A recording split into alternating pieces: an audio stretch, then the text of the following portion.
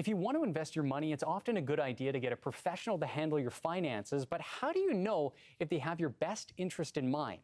Here to discuss this is Peter Shashecki with Everything Financial. Good morning, Peter. Thank you for joining us. Good morning. So what are some warning signs that your investment person doesn't have your best interest at heart? Well, one of the first ways to look at that is when you go in to meet them and you're doing the little interview process with them, and the first thing they do is they want to look at your statement and say, well, let us have a look at your statement and do a comparison of your statement. Never give them their statement. Never give them a chance to go away with your statement and come up with some hypothetical portfolio that says, well, if you invested with us, look how much we would have made you. They don't know that. Past returns aren't for sale. Say to them, look, find me someone in my age bracket, my demographics with my amount of money, and show me one of their statements. Now, of course, they'll black out everything, but see what they would have sold someone else in your bracket. Have a look at that. Never give them a statement to provide some mythical comparison of, you know, unicorns and rainbows and things that don't exist. So play the field in a way. So is that what you do, is you kind of just take your options, look what's out there, and find someone who's suitable for you? You do. And you look at some of the first questions they ask. The one is a statement. Another one of the first questions a financial advisor should ever ask you has nothing to do with rates of return. The first question should be, what tax bracket are you in? Financial planning and investments is not based on a rate of return. It's based on how much taxes can you save me. So when they start talking rate of return, run for the door. Okay.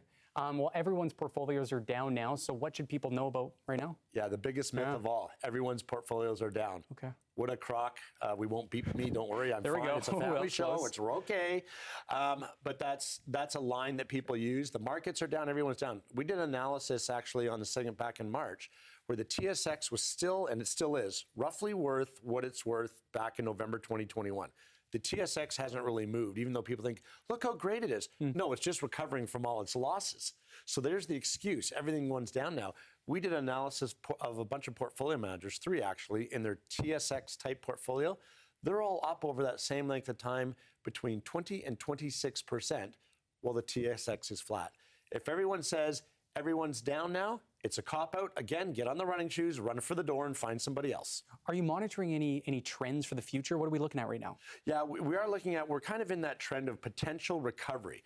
Interest rates, which we do talk about a lot on this show. Yeah, no kidding. Interest rates going down to help avoid a recession they're talking about in the U.S., that can really help spur the market. So the market does go in cycles. But what you always want to do, Craig, is look at a 3-year to 5-year history of the market. Again, when the potential salesperson in the mutual fund company or the big bank brings you an isolated statement for a history of a period of time like last year, they're not showing you how much was it down the year or two before. Always try and look at 3 to 5, or if you can, 3 to 10 years, and see how little bit of volatility there is in a portfolio. In other words, if the statement and the rate of return is within 1% of each other, no matter what the rate of return is, it's fairly a low volatile portfolio. Look for those kind of things as opposed to big spikes, big jumps that'll cause you to have stress. So we continue to hear the word recession. What's your advice to people right now? Is it save money? What would you be advising people at this point?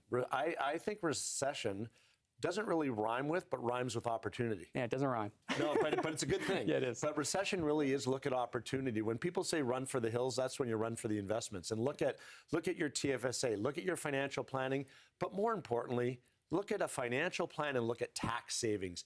Tax savings are free money, they're tax-free, they're in your pocket, and then you look at the rate of return you earn coming out of a recession as a bonus. So look at the basic, simple stuff and get a plan. Use this opportunity if you're uncertain to look up, find a registered financial planner, start building a plan so that you don't have to stress over words like recession. They really do become opportunity. All right, Peter, thank you for stopping by this morning and filling us in with all those details. It's scary times, but we always appreciate the time. All right, thank you. Thanks, Peter.